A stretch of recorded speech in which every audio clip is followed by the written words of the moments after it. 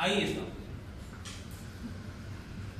Se abren estos canales, empiezan a ingresar cationes, despolarizan a esta célula nodal y nos vamos a este pico de descarga. ¿Listo? A partir de esto vamos a tener la fase 2. Ojo, ¿qué pasa acá? Si es que los canales lentos de sodio y calcio se abrieron en la fase 1, en esta fase se van a cerrar. ¿Y quiénes se van a abrir? Los canales de potasio, para que salga el potasio. Recuerda que el potasio es intra o extracelular. Va a empezar a salir ese potasio buscando regresar al potencial normal que tenía esta célula. ¿Está bien? Y ahí tienes. Se cierran estos canales de sodio y calcio, ya no entran más iones que despolaricen. Ahora la célula está buscando recuperar su homeostasis. ¿Está bien? Y entonces va a sacar potasio. Para esto es que se tienen que abrir estos canales de potasio y sale el potasio. Si te das cuenta, todo es lógico. ¿Listo? Y después, ¿qué tenemos? La fase 3. En la fase 3 se mantiene, ya pasamos otra vez el umbral. Hemos pasado del umbral de descarga, pero ahora hacia un voltaje negativo. Se mantienen abiertos los canales de potasio para que siga saliendo el potasio, para volver a la polaridad normal que tienen estas células. La polaridad normal que tienen las células nodales está entre 55 y 60 negativo milivoltios. ¿Está bien? Entonces, se entiende esta gráfica, ¿verdad? Sí. Es totalmente lógica. Empieza a ingresar el sodio a la célula nodal, fase 0. ¿Hasta qué? Hasta que cambia la polaridad en el umbral de membrana. Una vez que cambia esta polaridad, pues se abren los canales lentos de sodio y calcio y empieza a entrar iones de sodio y de calcio hacia la otra célula. ¿Sí? Una vez que se ha polarizado o se ha despolarizado hasta el límite máximo, se cierran estos canales en la fase 2, los canales lentos. Y como va a regresar a su homeostasis, se tienen que abrir los canales de potasio para que salga potasio y regrese a su voltaje normal. Una vez que regresa a su voltaje normal, una vez que pasa otra vez este umbral, vamos a tener la fase 3. Y en esta fase 3 van a seguir abiertas la saciedad. Van a mantenerse abiertos estos canales de potasio y van a salir estos iones de potasio y van a terminar de polarizar a esta célula. Y así es como vuelve a empezar otra vez este ciclo de repolarización y polarización. ¿Listo? Pero ahora vamos a cómo se transmite de una célula nodal hacia una célula muscular cardíaca. ¿Está bien? Porque esto tiene que viajar. ¿Qué pasa? Pues inicia con lo mismo. Vamos a tener una fase 0 donde llega el estímulo y se abren estos canales de sodio. ¿Listo? Ahora, se despolarizan. Recuerda que estamos hablando de las células contiguas, de cómo se transmite este impulso. En la fase 1 se inactivan estos canales de sodio, se activan los canales de potasio y empieza a salir el potasio de estas células. En la fase 2 van a empezar a entrar calcio por los canales lentos y vamos a tener esta meseta.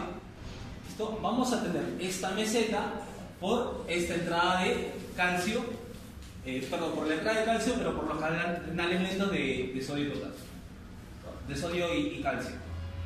Una vez que se ha cargado lo suficiente esta célula, van a empezar a salir grandes cantidades de potasio, lo que teníamos acá.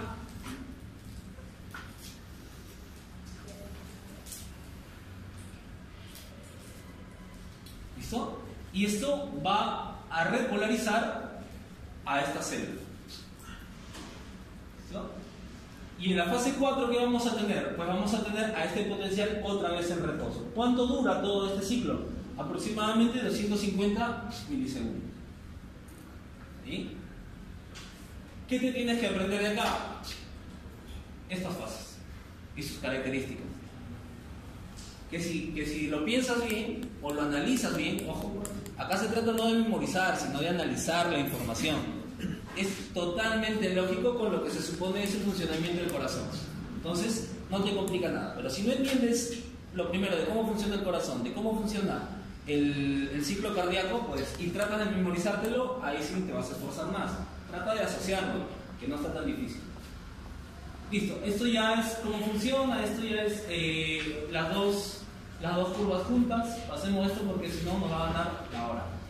Esto ya lo sabes. Onda P, despolarización auricular. El complejo QRS, despolarización ventricular, y onda T, despolarización ventricular. ¿No?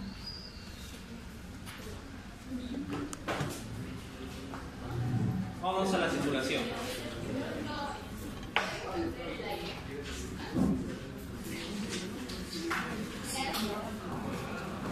¿Tienes frío? A ver, ya mi hermano.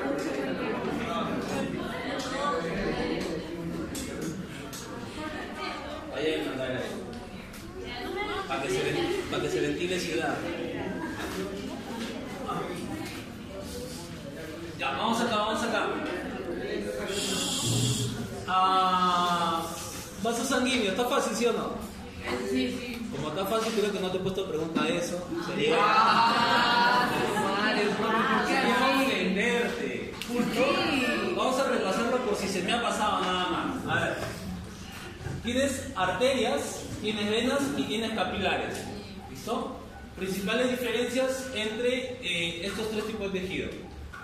A ver, entre la arteria y la vena, los dos van a tener un endotelio, un músculo liso y tejido colágeno, una capa adventicia externa. ¿Está bien?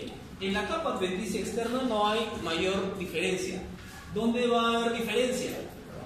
En el tejido muscular. El tejido muscular va a ser importantemente más grueso en la arteria que en la vena. ¿Está bien? Vamos a tener antes de la capa muscular y después de la capa muscular una capa de tejido elástico en la arteria, mientras que en las venas solamente vamos a tener una capa de fibras elásticas. ¿Está bien? En el endotelio de las arterias y las venas, básicamente va a ser lo mismo este endotelio, solamente que en las venas van a tener una formación anatómica diferente. ¿Van a formar qué? Válvulas. ¿Listo? Que van a favorecer el retorno venoso. Y se acabó. Eso es la principal diferencia entre arterias y venas. ¿Y qué vamos a tener en capilares? Una sola capa, como si fuera endotelio. ¿Listo? Y es un endotelio que te permite intercambio de sustancias. Ya sabes que revisando la participación de estos capilares, vamos a tener en los capilares un extremo arterial y un extremo venoso dependiendo de la dirección. ¿Listo? Pero no hay cambio en la estructura de este tejido. Ya está, eso no necesitas, ya lo sabes. Esto ya lo sabes. Esto te viene. Acá sí. Acá. Esto es importante. ¿Recuerdas el cuadrito anterior? Las diferencias entre aurículas y ventrículos. Las estructuras anatómicas que había en cada uno de ellos. Pues acá también es importante hacer estas similitudes. ¿Listo? A ver. Lo de la sangre ya lo sabes.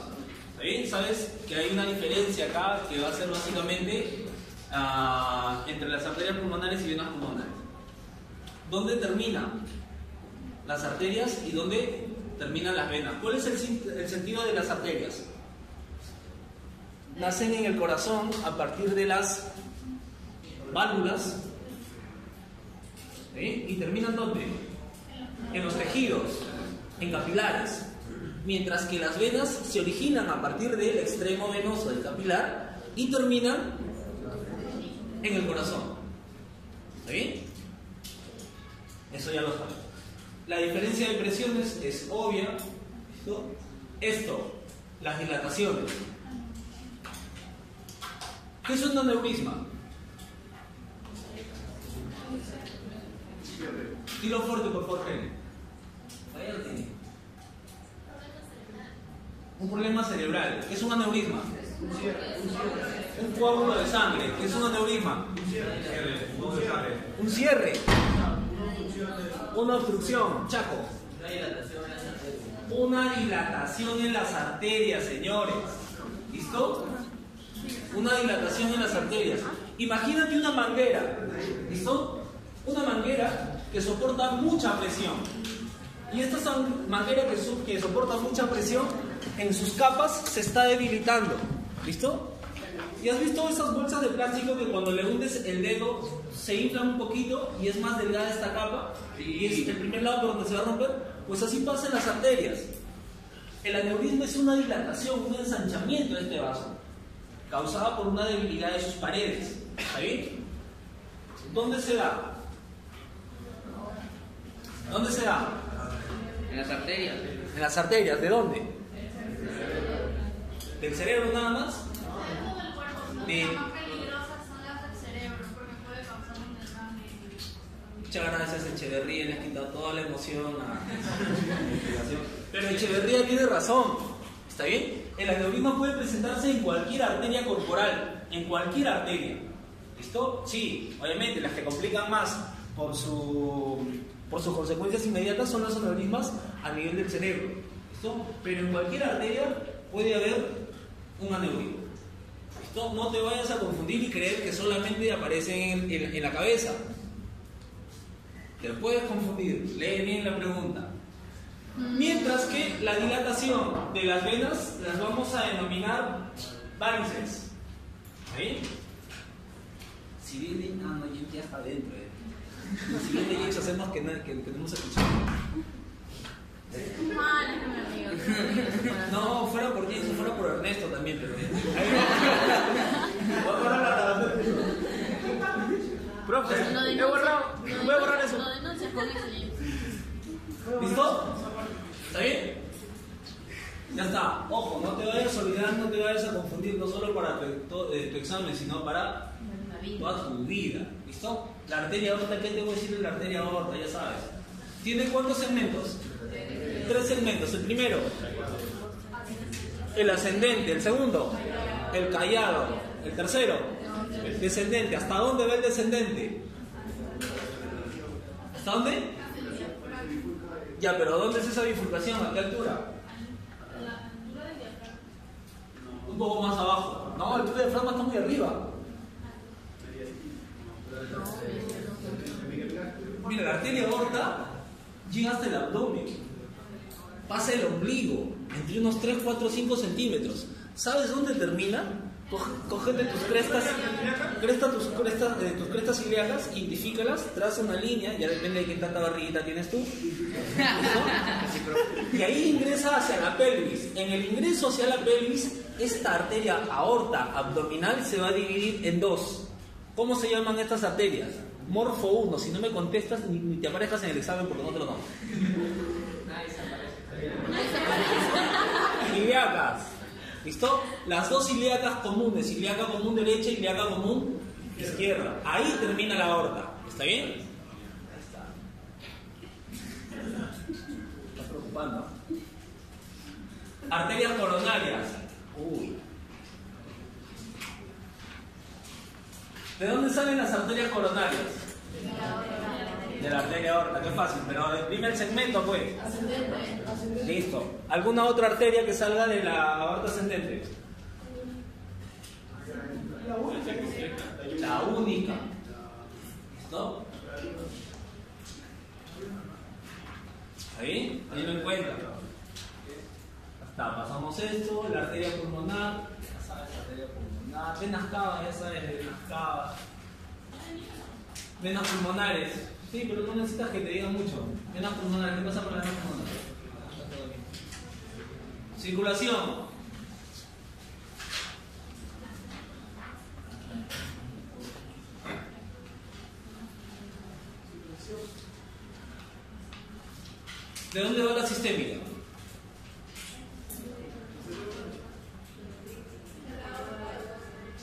del corazón hacia el resto del cuerpo, ¿verdad? Y la pulmonar del corazón hacia la pulmón. ¿Está bien?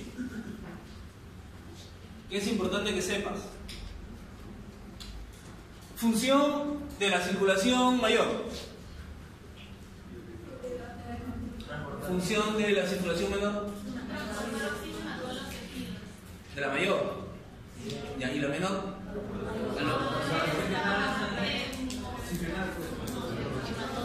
Hematosis, dice ahí. Hematosis. No te confundas. Por si acaso tu profesor quisiera hacerte confundir, porque sabes que te hace trampa. No, ya lo puse en letra mayúscula, profe. ¿Cuál es trampa? Napoli.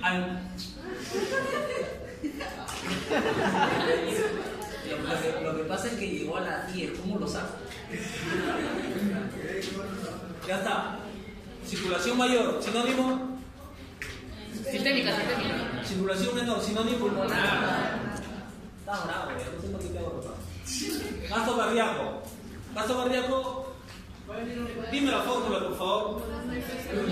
Gasto cardíaco es igual al volumen sistólico por la frecuencia cardíaca. ¿Va a venir ejercicio? Fácil de que viene un ejercicio. No me pidas calculadora, no vayas a ver tu celular, lo haces a mano. Es un cálculo simple. En tu examen de admisión, al ojo. Claro, en tu examen de admisión solucionabas problemas de matemática al ojo, ¿no? No me digas cuál examen de admisión, ¿no?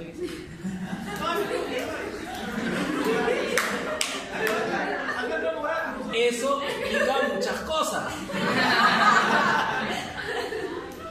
Todo esto sí está grabado. Buen momo. No. Todo esto está grabado. Hay video. Vamos acá. Vamos con el gasto cardíaco, ¿está bien? Ya, gasto cardíaco depende del volumen sistólico. Si es una persona que no tiene ningún problema, si es una persona que está saludable y está sentadita viendo la televisión, ¿cuánto debería ser su volumen sistólico? 70. ¿70 qué? 70 Latido por mililitros por latido. No, volumen sistólico, 70 mililitros. Mililitros ¿Listo? por latido. Siempre el valor y sus unidades. ¿Y cuánto debería ser su frecuencia respiratoria? ¿Cuánto debería ser su frecuencia respiratoria? Bien ahí. ¿Y su frecuencia cardíaca? 72, 75 va por ahí en promedio, ¿está bien? Listo, ponle 72. ¿72 qué? Latido por minuto. ¿Listo? O sea, caso lata, no es el litro. ¿Sí? Entonces, ¿qué tengo que hacer yo para calcular el gasto cardíaco? Multiplicar. Si te digo que la persona tiene fiebre, ojo, sí va a afectar, ¿está bien? Sí va a afectar, pero si yo te doy los valores, considera los valores. ¿Qué digo si la persona es hipertensa? ¿También afecta? Sí afectaría, pero si te estoy dando los valores, considera los valores. ¿Está bien? ¿Qué pasa si yo te digo... La trampa. ¿Qué? La trampa es la pregunta. ¿Qué pasa si yo lo que te pido es el volumen sistólico y te doy como dato el gasto cardíaco? Se divide. Si te sale diferente de 70, vas a llamar a tu profesor y le das a un profesor, acá hay un problema, ¿no me sale 70? Puede variar el volumen sistólico, ¿sí o no? Ya está. Entonces no te confundas. ¿Y qué pasa si no te pido el gasto cardíaco y te pido retorno venoso? Es lo mismo. No es lo mismo teóricamente, pero en cantidades va a ser lo mismo. Recuerda, va a empezar a haber diferencias por la ley de Starling en algún momento, por el inicio de la física, pero en un corte, en un mismo momento, generalmente va a ser lo mismo. ¿Listo? Listo. Entonces ahí ya no tiene ningún problema, te has hecho un bravo en gasto cardíaco. De esto si te tomo, yo te voy a dar la superficie corporal, no te preocupes. ¿Sí? Pero igual, el índice cardíaco. ¿Y de qué depende este gasto cardíaco? ¿quiénes van a modificar este gasto cardíaco?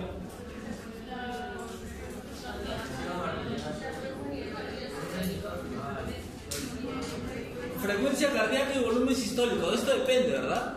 Y todo lo que afecte a estos dos factores van a afectar el gasto cardíaco. Entonces, ¿quiénes podrían afectar la frecuencia cardíaca?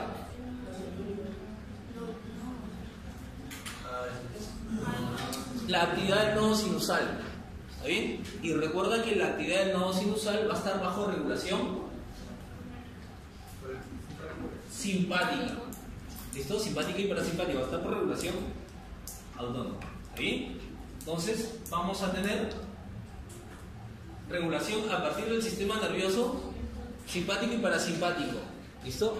Que si te asustaste porque estabas viendo una película de terror, que si te asustaste porque te compraste lentes y acabas de volver a ver a tu enamorado. ¿Listo? Que... ¿Nunca te ha pasado? Te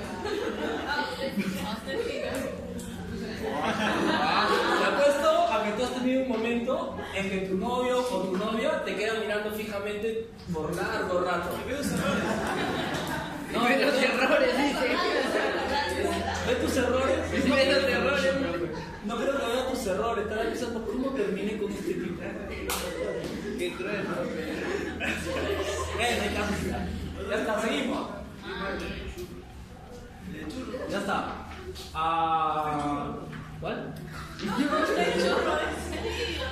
Sí, tengo que pagar con mi viejo. Ya está. Entonces, estas emociones, el estrés, la alerta, van a variar a nivel del sistema autónomo, el simpático parasimpático, y esto va a alterar el ritmo del nodo sinusal a nivel de los nodos, ¿está bien? Y esto va a alterar la frecuencia cardíaca y por lo tanto el gasto cardíaco. ¿Qué otra cosa va a alterar a este nodo sinusal? Recuerda, ¿cómo se estimula? Dime, si una persona acaba de sufrir un accidente, ¿está bien? Y tiene una hemorragia, ¿se va a alterar el gasto cardíaco? Sí. ¿Sí? ¿Por qué? No, ese es el ejemplo de acá. Otro.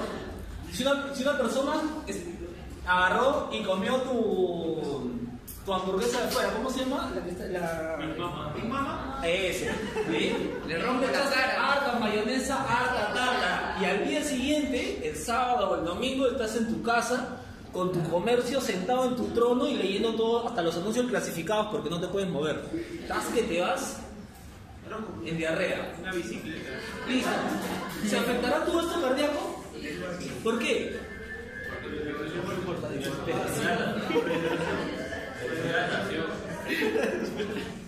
Claro, sí, tú estás tomando líquidos, pero ¿qué también has perdido? Has perdido iones.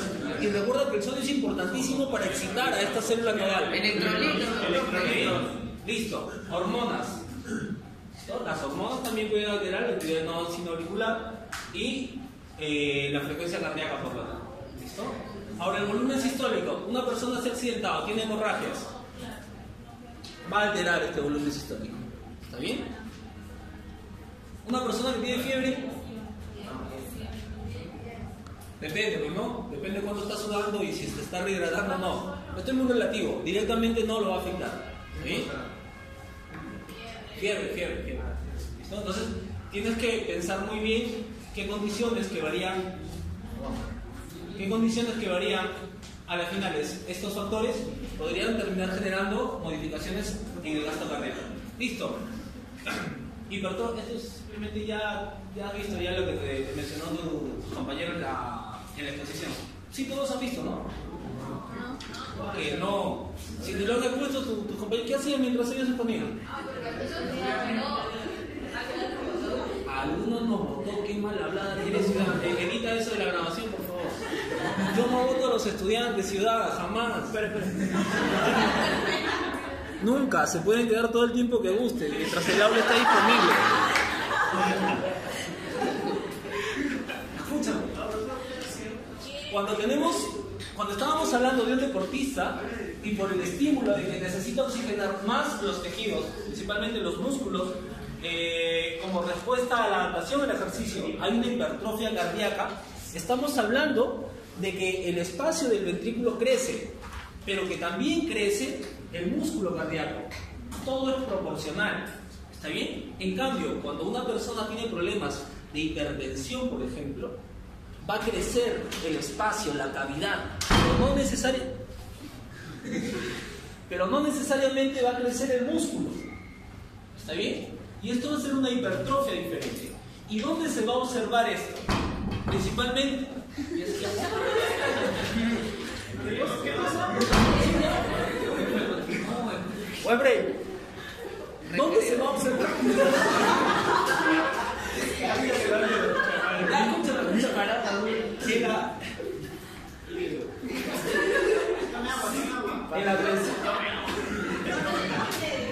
En la presión arterial, ¿está bien? La presión sistólica me va a decir con qué fuerza sale la sangre del corazón, la sangre a nivel de las arterias. ¿Y quién me va a decir esto? La primera, la presión sistólica, el valor de 120. Pero ¿quién me va a decir si hay resistencia periférica en los vasos? La presión diastólica. ¿Listo? Entonces, si esta persona es un deportista y tiene una presión arterial de 100 normal, una presión normal de 140 sobre 80, no hay ningún problema. 150 sobre 80, no me preocupo, bajo la condición de que sé que es deportista. Pero si es deportista y tiene 150 sobre 100, ahí sí ya me asusto, porque no solamente que tenga el corazón grande, también tiene hipertensión. ¿Listo? Seguimos. Ya, esto es los pulsos. Esto ya te lo dije ya. Ojo, esto sí es importante que te sepas. ¿Qué es lo que representa cada una de las presiones? Te estoy diciendo que la presión sistólica depende del gasto cardíaco, del volumen que sale del corazón. ¿Listo? Mientras que la presión diastólica depende de la resistencia periférica, de cuánto se expanden estos vasos, qué tan expandibles son. ¿Está bien? Y por eso es que determinamos que es patológico o no. ¿Cómo? La diastólica se activa en ejercicio de tensión. Otra vez. La diastólica se activa en ejercicio de tensión. La diastólica se activa en ejercicios de tensión.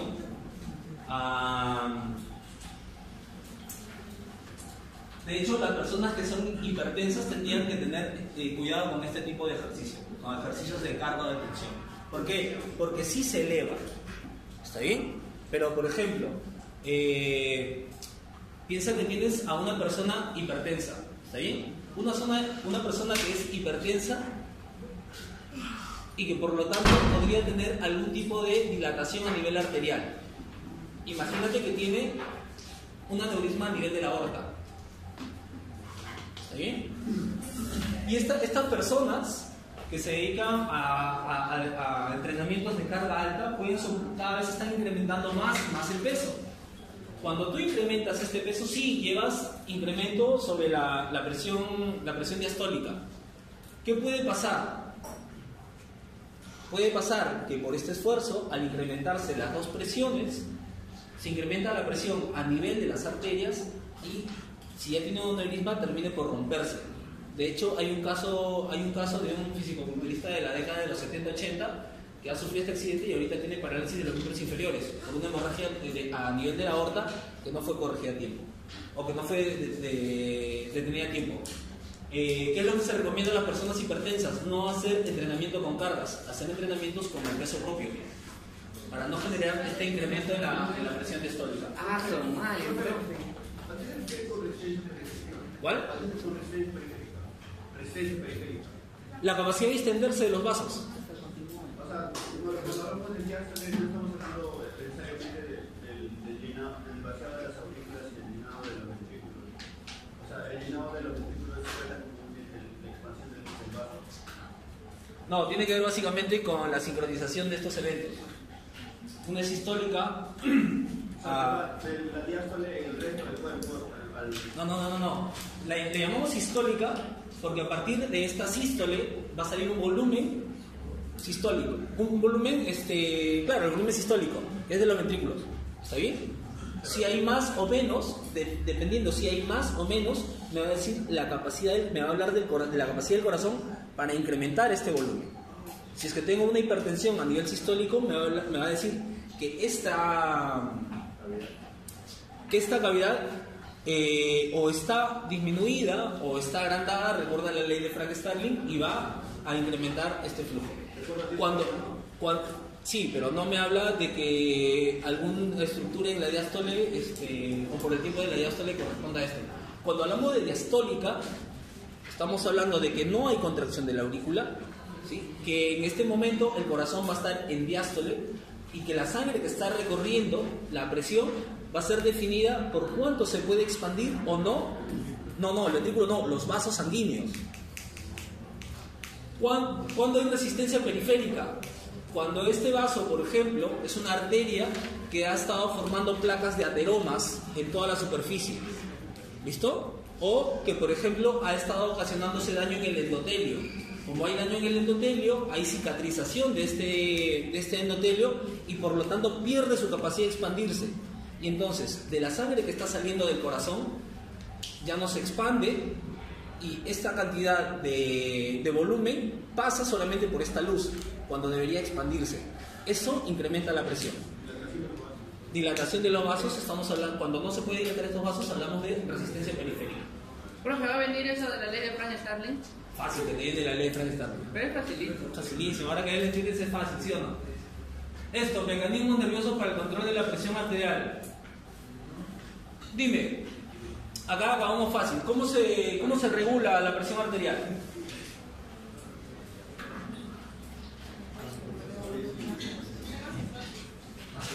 No, antes. Esa es la respuesta. Hay presión arterial. ¿Qué pasa? ¿Cómo sabe el cuerpo que hay presión arterial?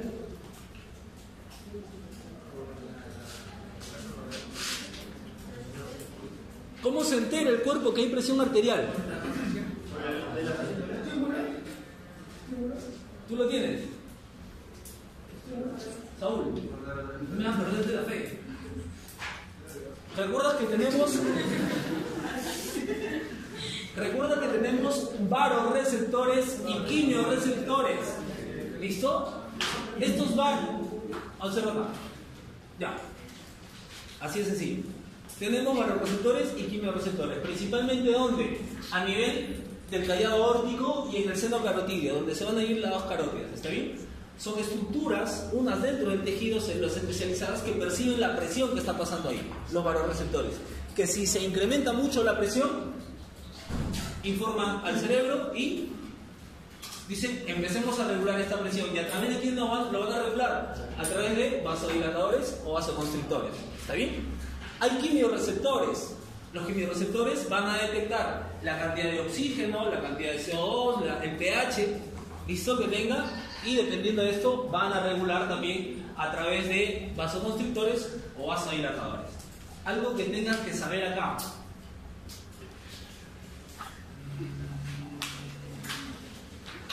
La presión es dentro de las que operan los vasoreceptores. Las presiones en las que operan, las presiones dentro de las que trabajan, a partir de cuándo es sensible estos vasoreceptores.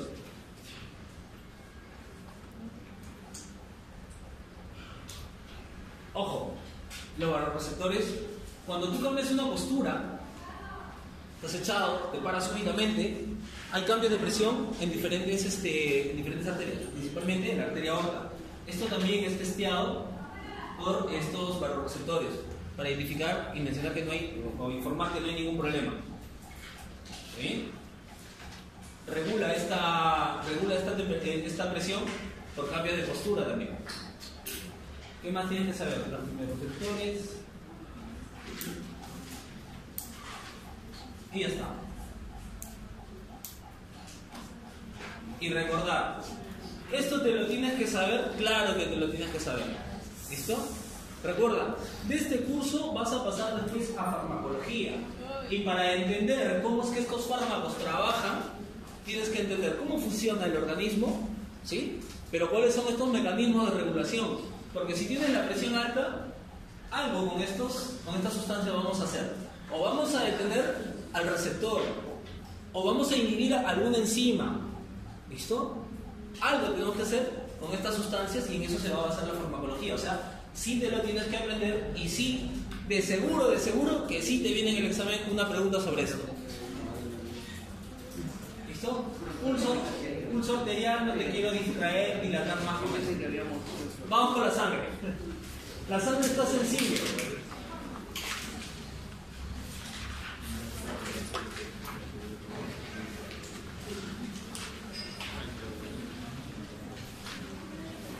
Funciones de la sangre. Principalmente transportar gases, nutrientes, metabolitos, alguna sustancia que esté recorriendo el organismo, como pueden ser fármacos, ¿sí? Recuerda que a partir de esto también se da la comunicación en el organismo, por medio de enzimas, hormonas, etc.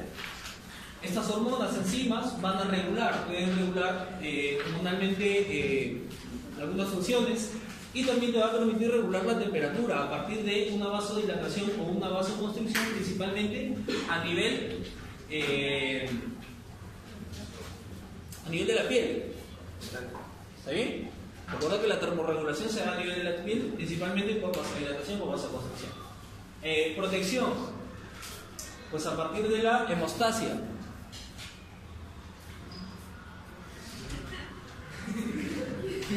A partir de la hemostasia. ¿Listo? Hay un daño en algún vaso, pues empezamos a cicatrizarlo, ¿está bien? Y ya vamos a ver cómo se da toda esta cascada de la coagulación. Y también por qué protección, porque contiene células de la inmunidad. ¿Qué vas a decir, Sansana?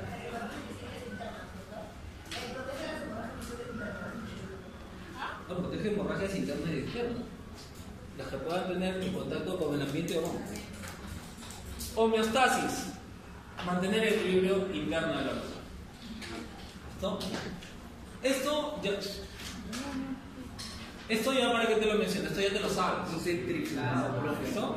Un centrifugado, 5000 revoluciones por minuto, unos 5 minutos y ya tenemos esta distribución. No tenemos en el laboratorio. Si hay centrifugado. ¿Sí hay? Sí. No, profe, en mi clase no me hicieron eso. Dijeron de que no había.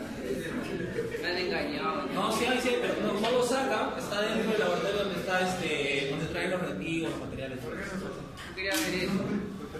No sacan porque tienen miedo que lo destruyan. ¿No? Sí, ya destruyeron.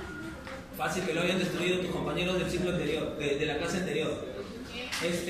A ver, observa esta composición, por favor. ¿Listo?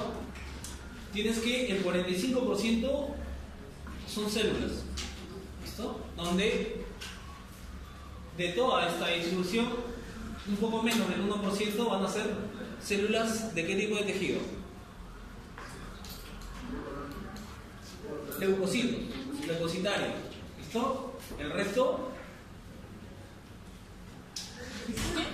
van a ser. Se cerró el muro. Ha salido tu compañero, no salió la encuesta. Mentira, Jay. Todo está grabado. Observa esto, por favor. Una de las principales proteínas que tienes en la sangre, ¿cuál es? La albúmina. ¿Sí? La albúmina, que no se te... las otras son importantes. Sí son importantes, la globulina y el fibrinógeno, importantísimas. ¿Listo? Pero el más importante por el transporte de sustancias que hace, porque define la presión oncótica, por la abundancia que tiene, es la más abundante, a pesar de que no es la más grande la albúmina, ¿ya? Va a ser la albúmina. Ahí lo tienes.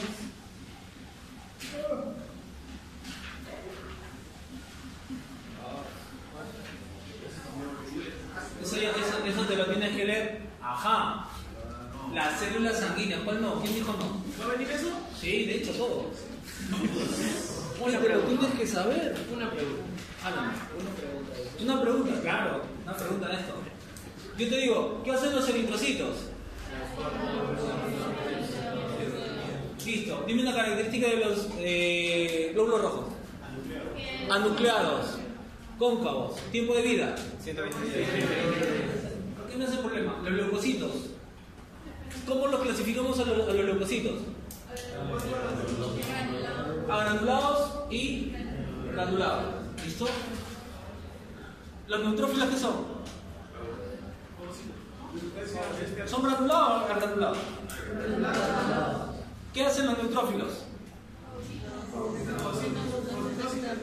Fagocitan sustancias externas.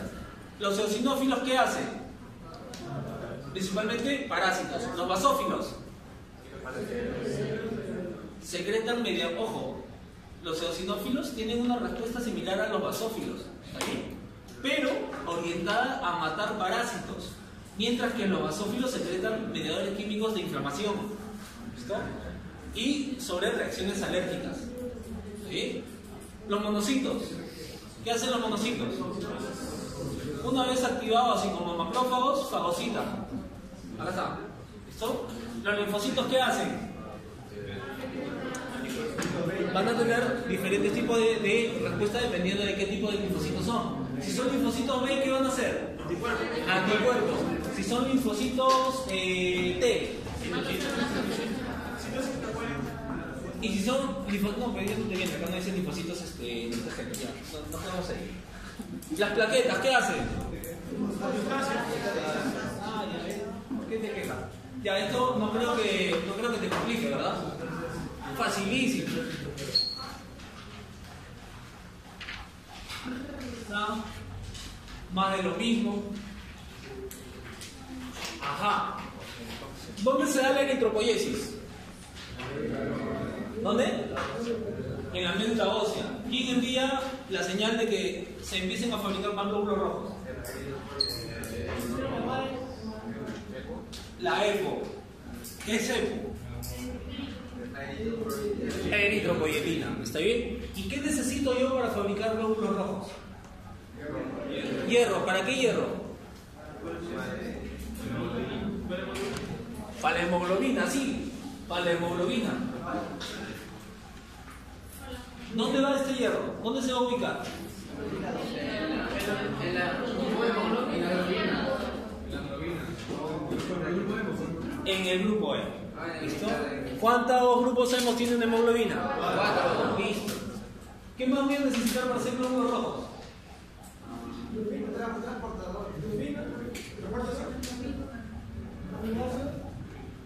Aminoácidos, proteínas. ¿Con qué suplementas tú a una persona? Eso ya, ácido fólico. Ácido fólico y vitamina B12. ¿En qué participa este ácido fólico y esta vitamina B12?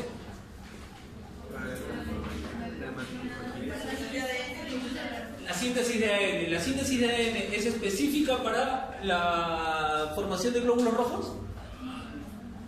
No. ¿Listo? Pero es indispensable en este paso. Con alguna deficiencia de alguna de estas sustancias, no tendríamos, o vamos a tener menos cantidad de glóbulos rojos, o vamos a tener glóbulos rojos formados deficientemente, como es cuando falta vitamina B12 o ácido fólico. ¿Listo?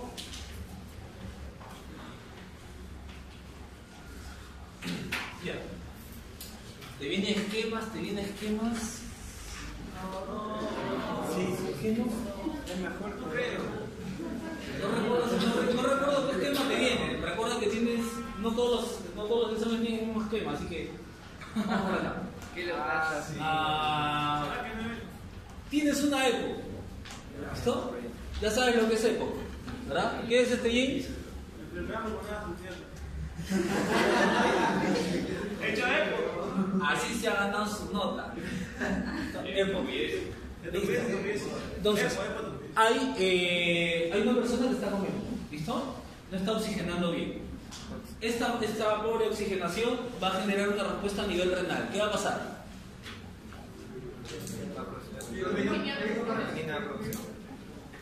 Esta falta de oxígeno en el organismo va a generar una respuesta a nivel renal.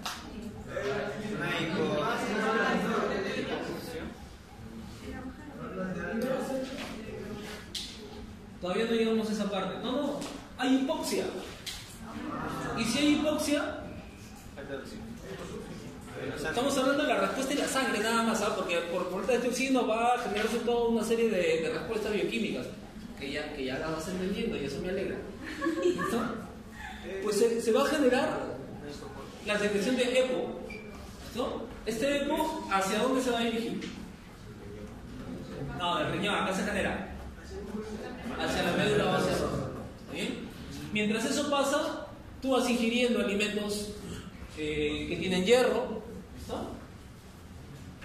Esto va a aportar a la fabricación de glóbulos rojos a nivel de la médula ósea, pero también ¿de dónde vas a obtener hierro? El hígado. ¿Está bien? El hígado. ¿Y de dónde sacó hierro el hígado? Primero, ¿cómo está el hierro en el hígado? Como ferritina. ¿Y cómo llegó el hígado esa ferritina? Por la transferrina. ¿La transferrina dónde la vamos a encontrar? Ahí. ¿Cuál ahí? En sangre. ¿Listo? La transferrina la vamos a encontrar transportando hierro, pero en la sangre. ¿Listo? Una parte de este hierro, ¿de dónde va a provenir? Una parte proviene de la dieta y la otra parte va a provenir ¿de dónde? Del vaso. ¿Por qué? ¿Qué pasa en el vaso? En el vaso se reciclan los glóbulos rojos viejos, sí. A los 120 días hay lisis de estos glóbulos rojos, se recupera este hierro de los glóbulos rojos, se transporta como transferrina y llega al hígado y se almacena como ferritina. ¿Listo? ¿Así de sencillo? No. De hecho, es más complicado. Por ahí vas a encontrar en bioquímica la epsidina y no sé qué otros factores más que ya te enterarás y te veré disfrutando con todas esas. ¿Listo? Pero este es el mecanismo de cómo funciona a este nivel. Ya está. ¿Qué tienes que saber acá? Ojo, la flexibilidad y deformabilidad de estas células se va perdiendo conforme van pasando los días. A los 120 días ya no es flexible, ya no es deformable y justamente esta es una de las razones de su lisis. Sus funciones, principalmente transportar oxígeno. ¿Listo? Y también determina los grupos sanguíneos. El transporte de oxígeno, pero bueno, esto ya lo vemos. ¿Cómo definíamos estos grupos sanguíneos? Ya, así nomás, porque ya no es nuevo en este asunto. Ya tenemos muchos asuntos.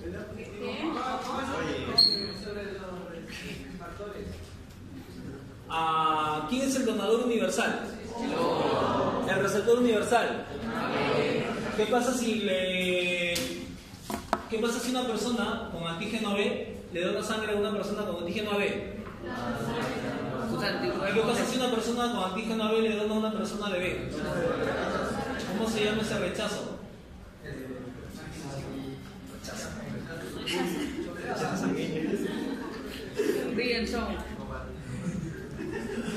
Compatibilidad. A ver, acá tienes que saber que no, ya te lo sabes. Acá no hay problema. La curva de disociación, esto ya lo vemos después.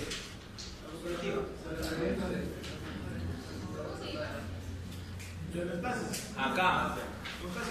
¿Qué es un aneurisma?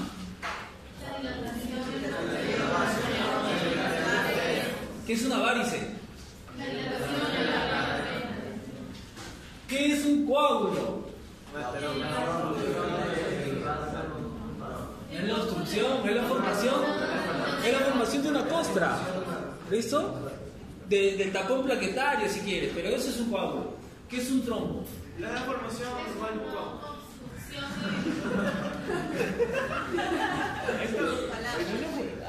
¿Y qué es un embolio? Cuando se traslada ya. Cuando ese trombo creo que se desprende y empieza a viajar por el torrente sanguíneo, o sea, obstruir una capilla. ¿Y qué es un trombocito? Más chiquito.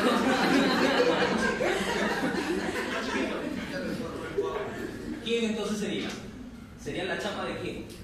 De la plaqueta. No te dejes confundir, ya sabes que a tu profesor le encanta probar si te lo sabes bien o no.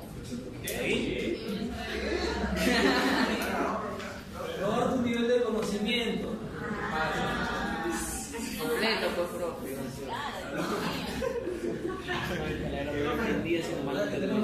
Ya escúchame.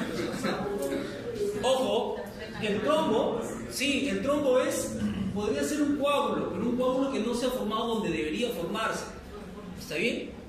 Por ejemplo, ¿quién puede formar trombos? Una lesión en el endotelio. Las personas que fuman demasiado suelen lesionar el endotelio vascular, se generan estos trombos. Como también está asociado a estos hábitos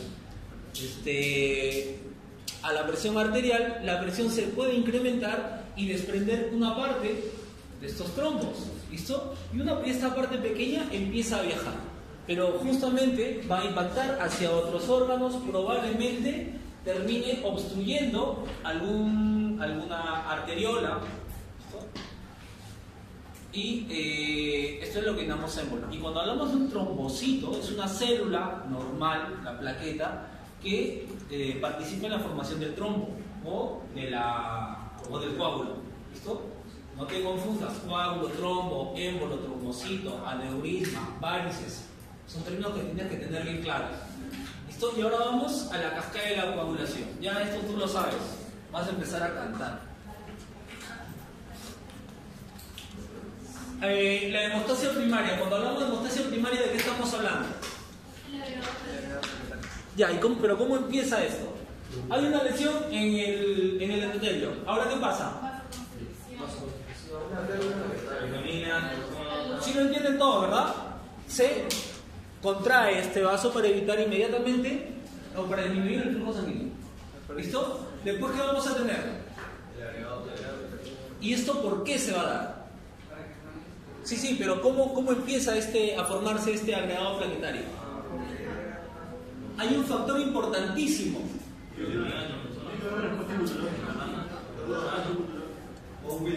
Von Willebrand. ¿Listo? Este factor de von Willebrand va a hacer que estas plaquetas se asocien ¿a quién? A la lesión.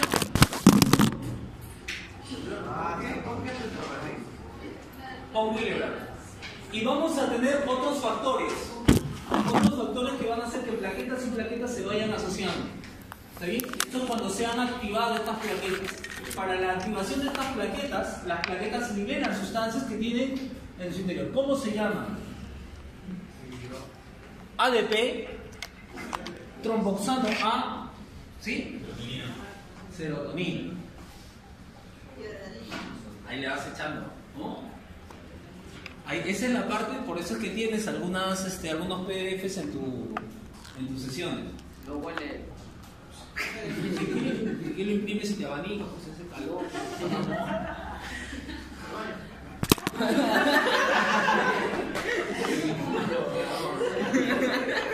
Pues asegúrate de imprimir en papel higiénico, porque si no te va a doler.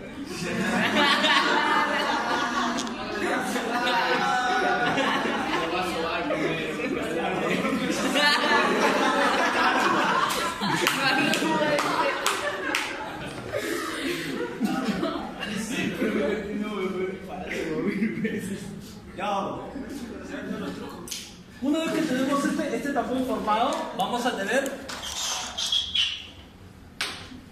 Esto ha sido la hemostasia primaria. ¿Listo? Ahora, ¿quién viene? La hemostasia secundaria. ¿Cómo se va a dar? Ilústrame, por favor.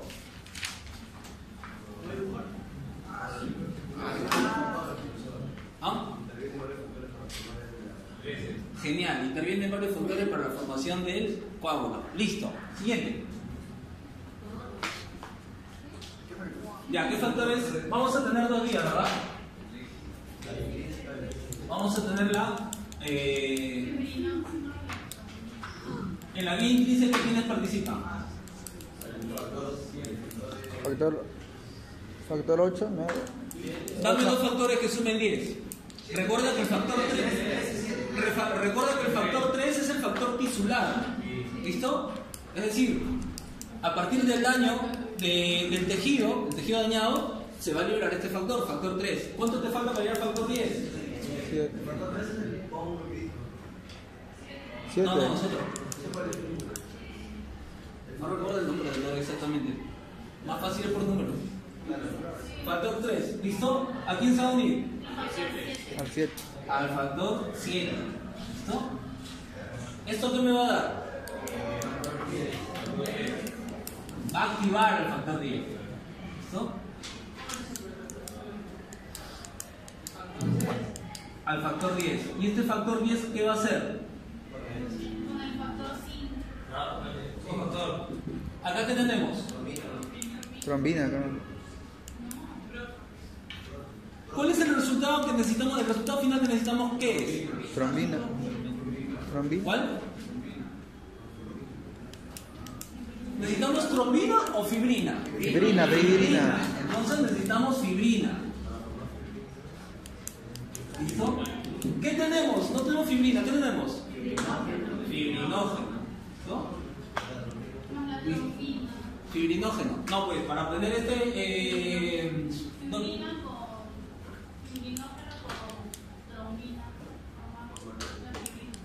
Ya está. Ahora sí, ¿cuál?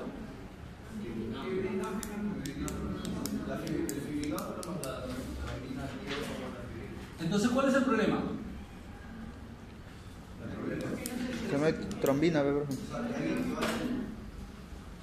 Necesitamos fibrina. ¿Qué tenemos? Fibrinógeno. Para que este fibrinógeno,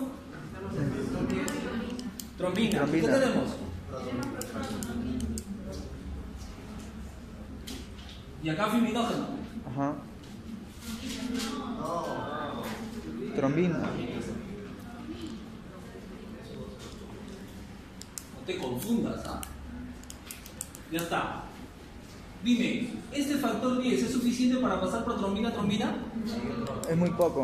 No se tiene que formar el factor de... No, pues ya está activado. ya está activado ya. Pero, ¿puede formarme trombina? Sí, pero muy Puede poco. formarme, pero muy escaso. Por eso necesita el factor ¿Listo? 5. Ya está. Así es. Me faltaría el factor 5. ¿Listo? Vía extrínseca. En la vía extrínseca, ¿cómo va? Factor 8, factor 13 creo. El factor 12. ¿Qué hace el factor 12? Pero es al revés. ¿Por qué es extrínseca y por qué es intrínseca? ¿Cómo? Dime.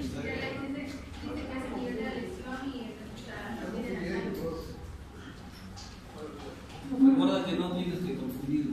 El factor extrínseco viene de quién? Sí. De la lesión. ¿Y quién estaba saliendo a partir de la lesión? ¿Quién se obtiene a partir de la lesión? El coágulo, ¿no? Ah, el factor 3. Factor 3, el factor tisular. ¿Lo tienes?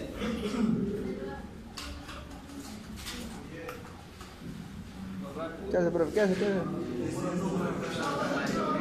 profe? Ojo, que esto debió revisarlo, ¿eh? Esto ya lo tendrías que tener. ¿Te viene? ¿Por qué te lo estoy haciendo? Porque sí te viene. Hazlo, hijo. ¿Listo? Sí, pues ya está, dime. Vía. ¿Cuál es vía intrínseca? No, al revés. Es extrínseca porque vas a tener un daño. ¿Y el daño qué te va a proporcionar? ¿Qué factor te va a El proporcionar? factor 3. El factor tisular. ¿Cómo se llama el factor tisular? Factor 3. ¿Qué otro necesito? El 7. ¿Y esto qué activa? El factor 10. El factor 10 activado. ¿Qué me va a pasar? Trombina. ¿Te ¿La ayuda? trombina o la fibrina? Trombina.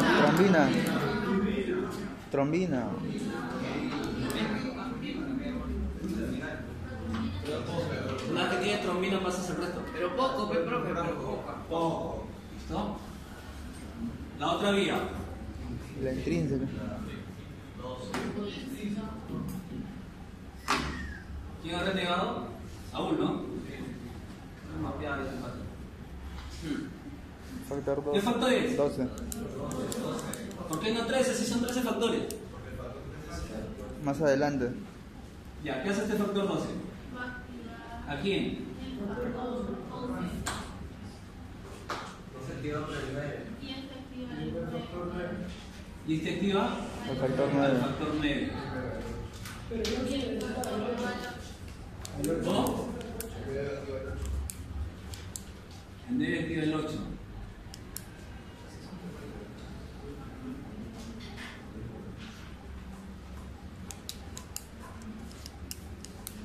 De ahí la trombina.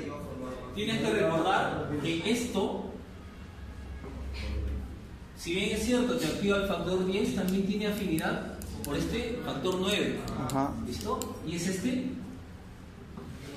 más el factor, perdón, este factor, ¿quién más?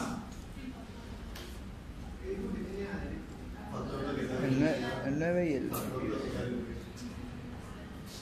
planetario 3? ¿Qué más? ¿Qué más? La trombina.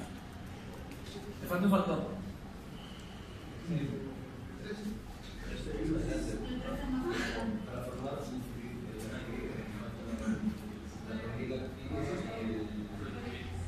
El 9 necesita de calcio, factor planetario 3 y factor 8 para activar.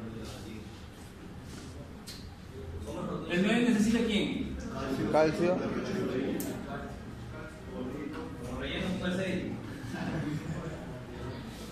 Dime, calcio, ¿quién más? Y el 8, ¿no? Factor planetario 3. Factor 3, factor tisular. No, factor planetario. Número de ese factor. 8. No. Factor planetario 3. Ya, factor planetario 3. ¿Qué más? ¿Cuál? Factor 8.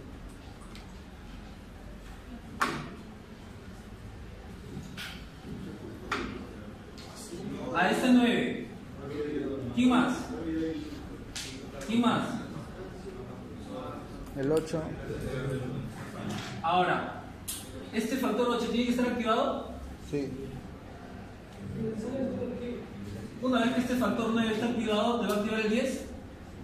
Ajá. Sí, te va a activar el 10. ¿Listo? Ahora, ¿quién activa este 8? La trombina. La trombina. Esta poca concentración de trombina que tú lograste generar a partir de esta vía, de la vía extrínseca, ¿listo? Va a ser suficiente para activar a este factor 8. ¿A qué otro factor? Al 13. Al 5. Al 5. El 5 y el 13. Ahora Recién. ya tenemos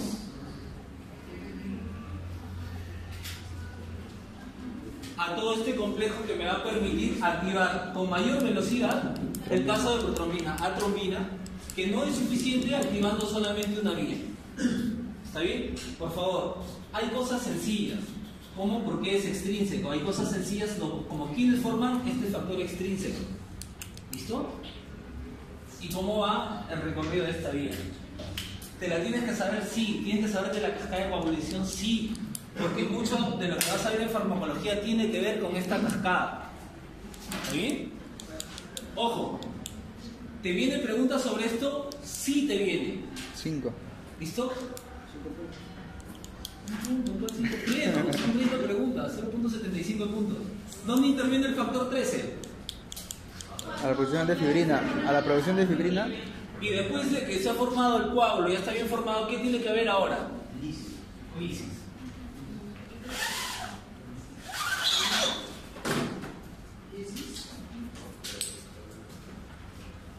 Ya está.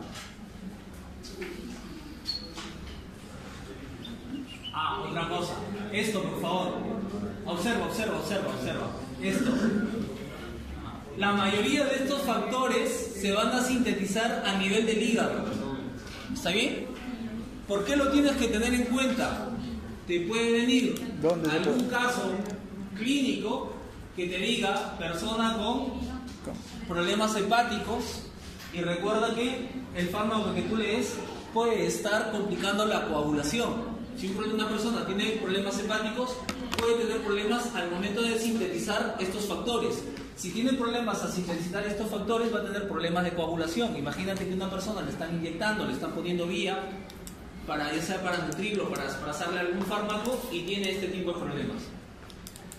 ¿No? Va a tener que ser con extremado cuidado. Sigamos. Ya estoy. Linfático.